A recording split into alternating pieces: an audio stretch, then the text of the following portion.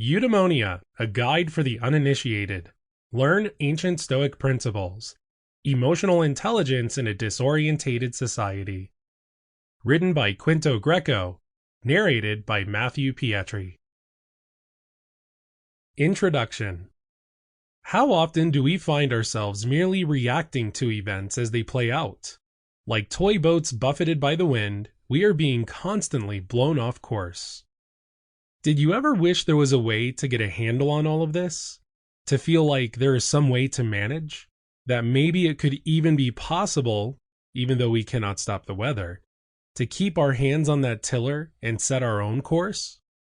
Well, there are no guarantees in life. Some rules are immutable. But luckily, there are some ways to set our course, even when the wind becomes a gale. One of those ways is philosophy, the study of our questions about existence, knowledge, and values. Relevance of philosophy. But how is philosophy relevant in our everyday life? Well, let's rephrase that definition for our modern context.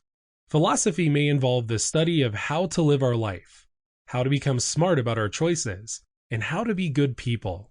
These are issues we all face at some point in our life. Lying awake at night or staring in the mirror, thinking we don't have any idea what we're doing, and others do.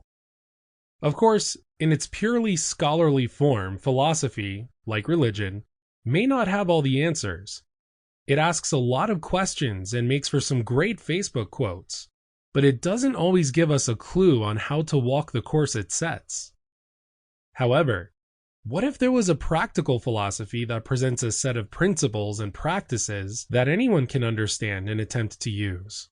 The philosophy that we discuss in the following chapters deliberately attempts to be practical. Stoicism in context. The internet has done for meaningful quotes what video replay has done for the World Cup. Opened our eyes to a lot of detail, but messed with the momentum. And while Stoic philosophy has some great quotes, believe me, everything sounds like the deepest truth, but without any knowledge of its meaning or context, it doesn't really help us.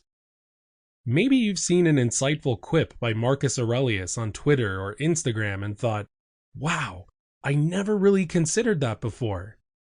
But without the context of knowing any of the history or the source, this tiny moment of epiphany probably just slides by and gets lost in all of the noise of our modern lives.